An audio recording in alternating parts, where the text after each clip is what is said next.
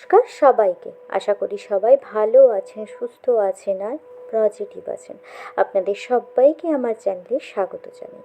আবারও একটা নতুন দিনে নতুন ভিডিও নিয়ে নতুন দিনের কিছু মুহূর্ত নিয়ে আপনাদের সাথে গল্প করতে চলে এলাম। এই ভিডিওটা হচ্ছে শুক্রবার অর্থাৎ হোলির দিনের ভিডিও। দেখতেই পাচ্ছেন বাইরেটা অন্ধকার, কারণ এই ভিডিওটা যখন শ্যুট করেছিলাম তখন ওই পাখির ডাকটা খুব ভালো লাগছিল বলেই শুরু করলাম ভোরবেলা। তো একদম ভোরে, তখন প্রায় 4:30 একটু আশপাশ হবে। তো উঠে আগে ঠাকুরকে পুজো দিলাম। পুজো দিয়ে ঠাকুরকে আগে আবির দিলাম, কারণ এটা দিয়ে আমার দিনটা শুরু করলাম।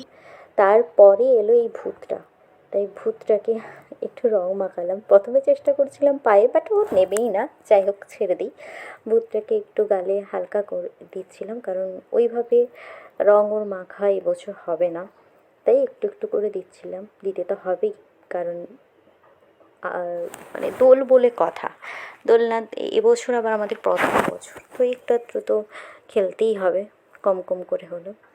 সবথেকে বড় কথা, এত সকালে উঠলাম কেন এবং ভিডিওটা এত ভোর থেকে শুরু করলাম কেন, তার কারণ এই যে আমি আজকে বাড়ি যাচ্ছিলাম। তার কারণ হলো, এত বছর ছোট থেকে বড় হয়েছি যে জায়গাতে, তো সেই জায়গার হোলি খেলবো। তারপর মা বাবা আছে, ওদের ছাড়া তো আমি অসম্পূর্ণ।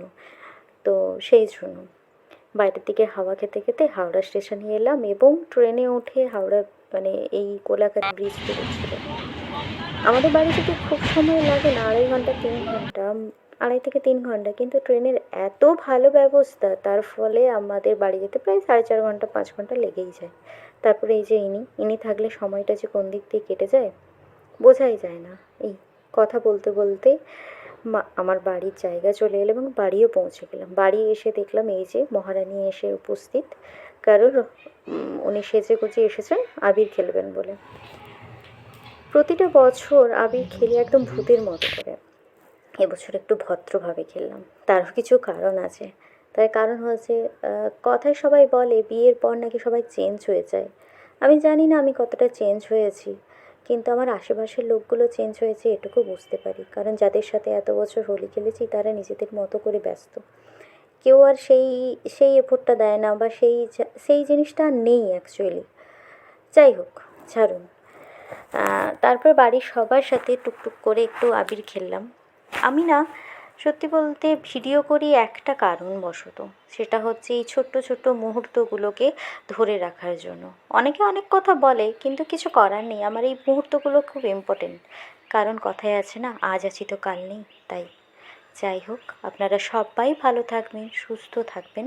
নমস্কার।